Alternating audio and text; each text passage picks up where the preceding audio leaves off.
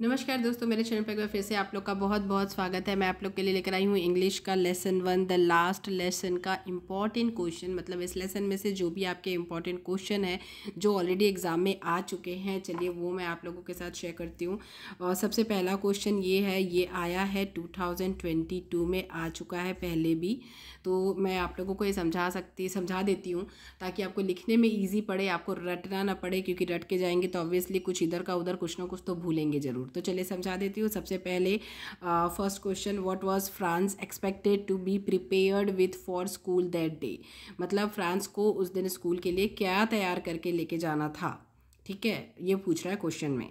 तो आंसर क्या होगा इसका, दैट डे, मतलब उस दिन France was expected to be prepared. ये तो आपको क्वेश्चन में से ही लिखना है। देखिए, what was France expected to be prepared with for school that day. तो that day France was expected to be prepared with, ठीक है। तो यहाँ तक तो आपको क्वेश्चन में मिल जाएगा विथ पार्टिसिपल्स क्या प्रिपेयर करके लेके जाना, क्या जाना था प्रिपेयर करके उसको, पार्टिसिपल्स। बिकॉज क्योंकि क्या था वहाँ पे, एम हेमल जो थे उन्होंने एम हेमल का ये होमवर्क था। मतलब उन्होंने ऐसा बोला था कि पार्टिसिपल्स का वो क्वेश्चन पूछेंगे, मतलब पार्टिसिपल्स के सवाल पूछेंगे, ठीक है।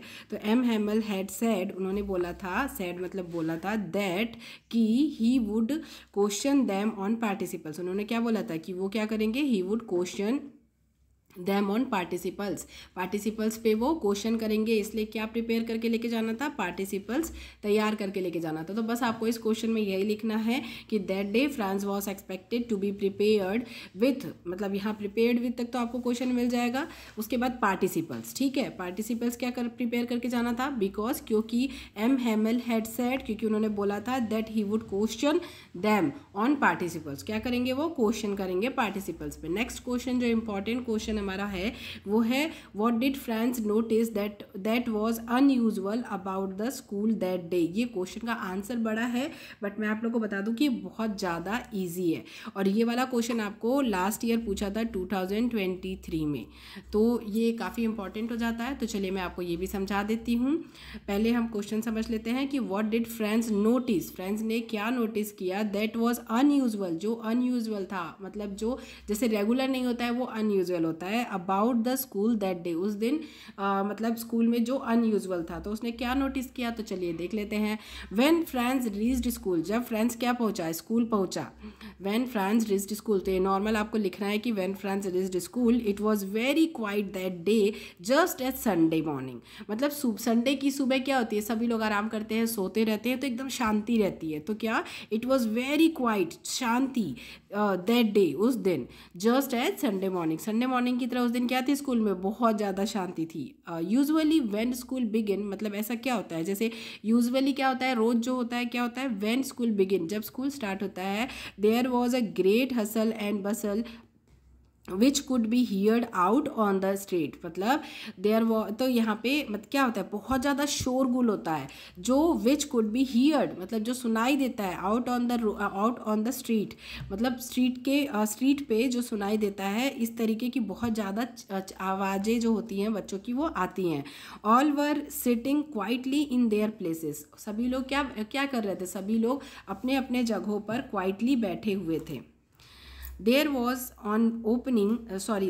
no opening and closing of desks, जो डेस्क होते हैं, जो क्लोज करने की और खुलने की आवाज़ें आती हैं, वो भी there was no opening and closing of desks, closing and opening नहीं हो रही थी, कोई आवाज़ नहीं आ रही थी डेस्क की भी। the most strange thing, मतलब सबसे ज़्यादा स्ट्रेंथ थिंग क्या थी, सबसे ज़्यादा स्ट्रेंथ थिंग ये थी कि was that instead of usual rapping of scale, मतलब जो एम हेसल क्या करते थे, जो स्केल जो रहता है ना उसको डेस्क के ऊपर बजाते रहते थे, ठीक है। तो ये एकदम ज़्यादा अनयूजुअल था, स्ट्रेंज था कि that instead of using rapping of scale on the table के ऊपर रैपिंग करने की बजाय M Hessel was walking with his ruler, जो रूलर था उसको लेके वॉक कर रहे थे। कहाँ लिए थे उसको, अंडर हिज आर्म, अपने हाथ मतलब आर्म में उसको दबा के रूलर को वो वॉकिंग कर रहे थे। तो आई होप कि आप लोगों को ये आंसर समझ में आया होगा। ये दो क्वेश्चन आंसर आपके इस चैप्टर के सबसे ज़्यादा इंपॉर्टेंट क्वेश्चन आंसर है, जो कि ऑलरेडी एग्जाम में आ चुका है। तो हो सकता है कि फर्स्ट वाला रिपीट कर दे या सेकेंड वाला भी रिपीट कर सकता है। तो अगर आप लोग को इसके अलावा पूरे लेसन के सारे क्वेश्चन आंसर समझने हो तो भी आप मुझे कमेंट कर सकते हैं। और अगर आपको दूसरे लेसन का भी समझना हो क्वेश्चन आंसर इंपॉर्टेंट, तो आप मुझे कमेंट करके बता सकते हैं। मैं ट्राई करूँगी आपकी हेल्प करने की। ये वीडियो पसंद आई हो, हेल्पफुल लगी हो तो वीडियो को लाइक कीजिएगा, शेयर कीजिएगा। चैनल पर नए हैं सो प्लीज़ चैनल को सब्सक्राइब करना बिल्कुल भी ना भूलिएगा। Bye bye, take care and all the best for your exam.